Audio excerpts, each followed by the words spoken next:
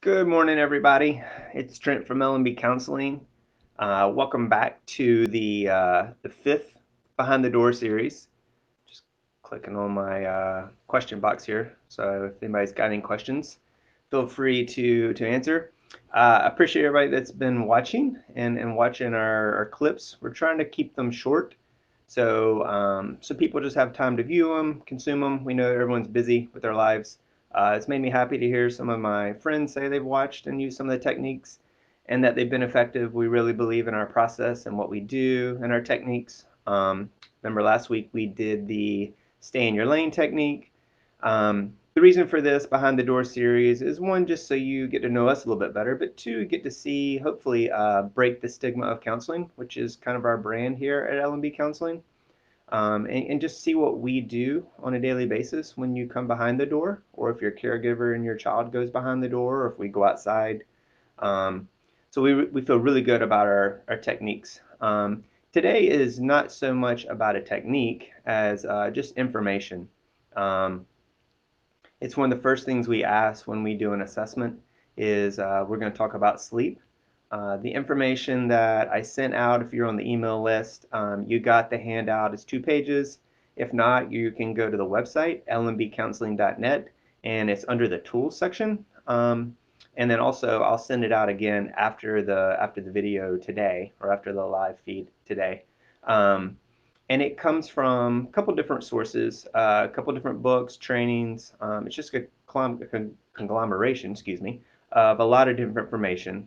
We tried to just kind of break it down into 2 pages, feel that like that's easier to read, and that way what you hear you can see and hopefully incorporate it that way into your daily lives. It's probably the most important thing that you can do for yourself or for your loved one is sleep. Um, it is the basis and the foundation that we feel for anything that you're gonna do. You know, we talk a lot about sleep, uh, eating right, being healthy, exercising, and drinking plenty of water. But the first foundation on that is sleep. Um, so if you don't have the handout, like I said, feel free to go to our website. If you're not on our subscription list, there's a place there that you can click and just get added so you can get that information. You can get this information and all the other stuff that we're doing here at the practice on a daily or weekly basis. Um, but I'm going to jump into it, and hopefully you do have the sheet. The first part of the sheet just talks about maybe what is normal. And when you think of the general population, you think of two tails, and then it comes up and meets in the middle. And the majority of the population, let's say 80 to 90%, fits in that middle somewhere. So on the one end, there's people that can get by on 5 to 6 hours, and on the other end of the tail, there's the people that need anywhere from 10 to 12. But for these numbers that I've got on the sheet here, it's just basically the median of the population. And the population's all over the world. It's not just Americans. But it just gives you a rundown. That way, if you want to get into debate with, your child, you have the raw numbers there that say, well, maybe we need to take a look at this because maybe your idea of what is normal is off, or what your friend is doing is off. Um, so just to run down very quickly for those of you who don't have the sheet, school age kids, so ages 6 to 13, 6 to 12, because once they get in that tween, sometimes they mature a little earlier, but on average they need 9 to 11 hours of sleep. Our teenagers, so 14 to 17, 18, they need 8 to 10 hours a night. Our younger adults, so think 18 to 25, college age, 7 to 9. Adults, anywhere from 26 to 64, need 7 to 9. And I did that up to 64 because that's usually the general age of the population we work with. When you think of sleep, I want you to think of it as in terms of a week. And we talk about that a lot about this in our practice, which is I want you to think of 3 buckets. Each bucket has 56 hours in it, and the 3 buckets combined add up to the number of hours there are in a week. And one bucket, the 56, is sleep. Another one is school or work, and then the other one is free time. And we can talk more about those other 2 buckets on a different live feed. But for today, just think of 56. So you want to do a cumulative for the total for the week. So if you got 6 hours last night, because your kiddo got up and was sick, you want to add up the total number of hours of sleep you had in a week. And you want that to be 56, because if it's lower, that means you're pulling from that bucket and putting it in either the school to work or in the free time bucket. And it's not the right bucket to pull from. If you're going to steal hours from somewhere, you definitely don't want to steal from the sleep. So two things to consider is the number of hours you got in that week. You want to keep track of that. And then also, if you had a bad night of sleep the night before, so if you're off, let's say you're a teenager and you needed 8 to 10 and you only got 6 or 7, it only takes about 26 minutes of the sleep that you were supposed to get to start experiencing cognitive and emotional decline. Um, and one night of sleep, depending on how bad it was, sometimes can take up to 4 nights to recover from that one bad night of sleep. We'll talk about it in a second here about why that is. Um, so just bear all that in mind. You know, you want to have 56 hours in that sleep bucket over a week. And if you had one bad night of sleep, it doesn't mean you can't recover. It just means for the next day, you're probably going to be a little less acute, or excuse me, a little bit more less focused, and you may be more irritable or emotional. And sometimes the last night's sleep is a good predictor for the next night of sleep. So towards the end of the presentation here, there'll be some things that we cover to kind of help you reset, because it doesn't have to be something that continues as far as a pattern goes. So the next part is the sleep cycle. If you scan down, it's I'm gonna scan down on my sheet here. It just kind of goes through the typical. If you think of cycle 1, 2, 3, and 4, and 5. So whatever age you're dealing with, you just want to think of that as the time frame. So if it's a teenager, you know, you're thinking 8 to 10 hours from the start of the cycle to the end. If you're a younger kid, you know, it's 7 to 9. Or excuse me, an adult, young adult, it's 7 to 9. So whatever age you are or age that you're dealing with, that's how you want to measure those sleep cycles. And it just shows you how things go up and down and up and down. You need to hit stage 3 and 4. That's where your body goes into repair mode. That's where your memories that were created that day get stored. So if you're not hitting those, and typically deep sleep is 3 to 4 hours combined. If you're not hitting those, then the things that you did the day before, they're having a harder time getting queued up the next day. And so when you're looking at that sleep cycle, you know, if someone woke up middle of the night and they were up for a couple minutes or an hour, it just means that you're missing a gap. It's normal to wake up when you're sleeping, and just kind of come in and out of consciousness. As you can see, that top line where that wake phase is, you come really close to it. So it's normal if you wake up as long as you fall back asleep. If you're having trouble falling back asleep, we'll talk a little bit more about that in a second, what to do. But just realize that if you woke up, it's okay, and you'll fall back asleep. And don't make a big deal out of it. So if you scan down a little bit farther, sleep types, this comes out of the book When, When. It's a great book, talks about the science of timing. I would recommend everyone to read it, and it's down there in the slide. It just talks about the different types of sleep people. So you've got larks, who are early risers. You've got owls, who are late night. And then you have what's called third birds. So that's just people in between. And I'm sorry, my light just went out, so it's going to be a little darker in here. And it just breaks down how larks are, what they do. Typically, the early risers, they're more analytical in the morning. And then we all have a little swoon sometime in the afternoon. And sometimes they tend to be more creative in the afternoon. And then the owls are kind of opposite in their approach. They wake up a little bit later. They sometimes are a little bit more creative when they wake up, and then a little bit more analytical in the evening. A lot of teenagers are owls just because of their body clock. They tend to want to stay up later and wake up later, which a lot of times is in conflict with normal high school. But it just breaks down kind of where you fit. And not that you necessarily fit into one category, but it helps you understand the rise and fall and why sometimes you will feel that afternoon slump. And it's not just because you ate lunch and the calories. There's some other just cycles that are going on, your sleep cycle, that your body is adjusting to.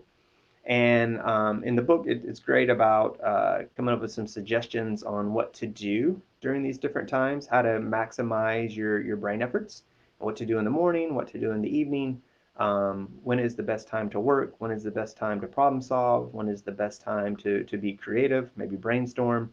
Because we all fit into different categories if you follow the book, and it's very scientifically based. So I certainly recommend you reading it. And we use it as part of our practice. So if you go down a little further, it talks about the larks, the third birds, and the owls when it's best to do these things. And the slide below, or not the slide, the information below it is not necessarily connected to the book. Um, it's more talking about the impact of if you don't get good sleep. Um, for those of you who know what lymph nodes are, you basically don't have any um, above your neck, excuse me. Lymph nodes are the body's way of filtering trash, is how I relate it to clients. And so the brain has to sleep to filter trash. So if you've got the slide and you look at the differences between the awake brain and the sleep brain, the red indicates the trash being filtered and allowing it to be sent out through the different mechanisms to be sent out through the trash. So what happens is if you don't get enough sleep, then your brain doesn't have enough time to get all the trash out. So if you got 7 hours and you needed 8, well, now you've got, in a sense, an hour's worth of trash stored over from the day before, and it won't be filtered till you go to bed the next night. That's what causes some of that brain drain, that irritability, that cognitive decline, is you've just got too much of the brain waste still stored up that you're dealing with. Now, short term, it's not a huge deal because you can make that up, especially if you keep up with that 56 hours in a week of sleep. But if you continue to have poor sleep over, your lifetime, it's been connected to dementia and to Alzheimer's because it's plaque that gets stored up, and that plaque is what I guess the trash turns into is plaque. And so it latches on to these different receptors, and that's what causes those brain lapses. And eventually, if you have Alzheimer's, the brain just to stop sending signals that it needs to do the things that are essential, like breathing. So that's why it's very important, obviously, on a long-term basis and a short-term basis to get that trash out.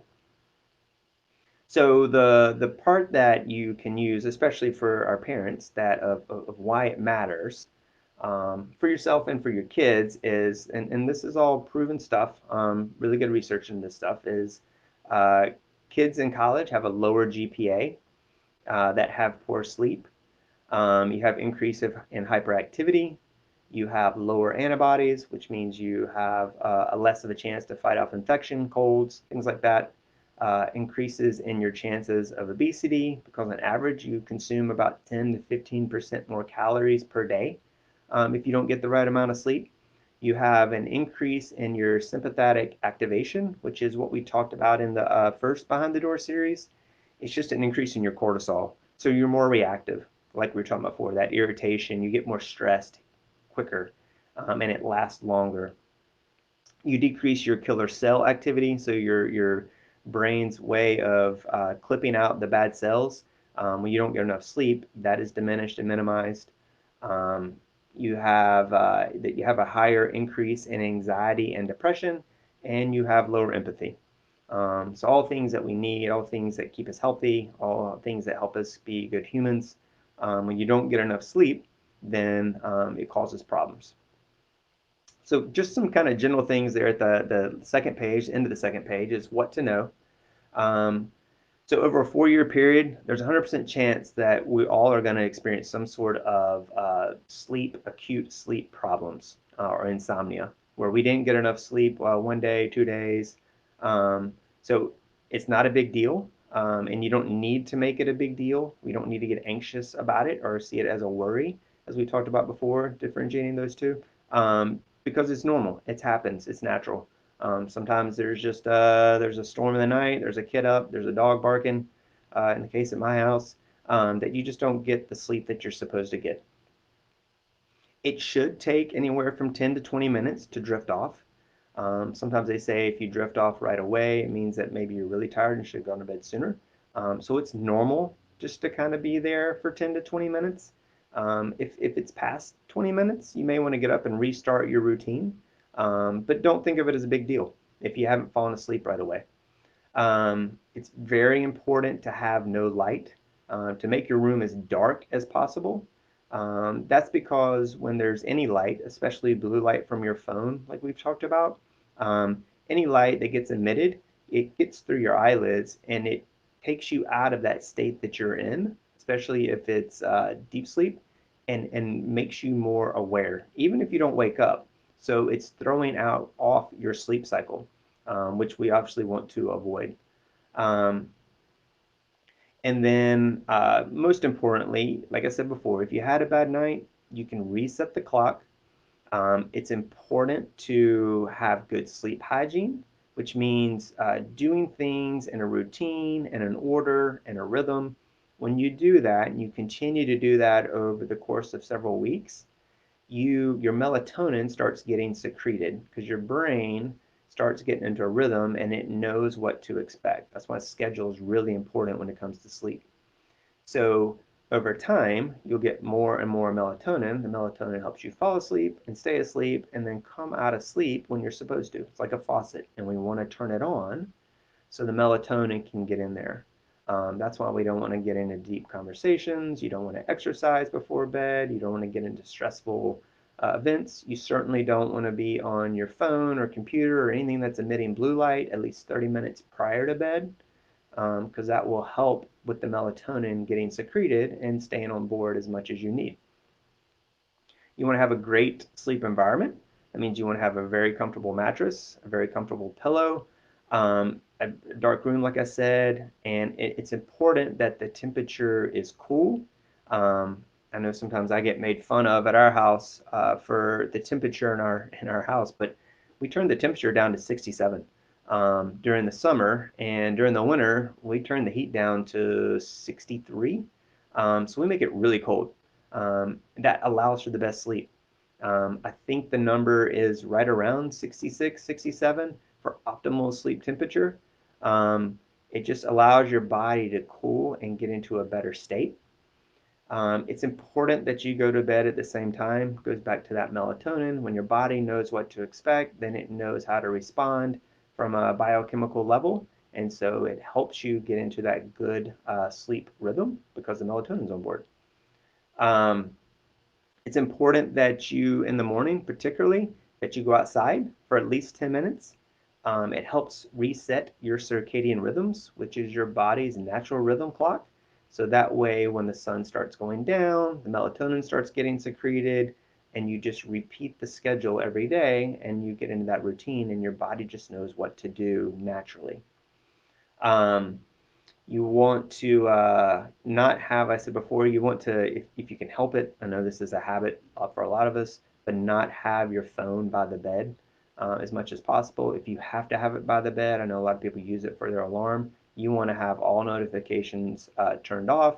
You want to have it upside down, other than maybe your weather alert, or if there's someone in your family that is maybe you're waiting on a call or emergency, that kind of situation, obviously let that through, but you want everything else turned off and no chance of that light getting through. Like I said before, it just allows that blue light to come in, which allows your brain to come to more of a wake state than it was in already.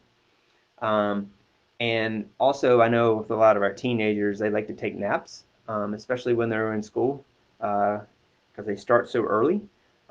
It's very important that you don't take a nap after 3 o'clock. Because if you do that, and it's very important that you don't take a nap longer than 25 minutes. Once you take it over 25 minutes, it gets into what's called sleep inertia, which is kind of resetting your clock, which is going to set the stage for you to have a really bad night of sleep that night. So nothing after 3 and nothing longer than 25 minutes. So if you're going to take a nap, make sure you set an alarm so you'll wake up in time. And they go into the science of that in the book When as well.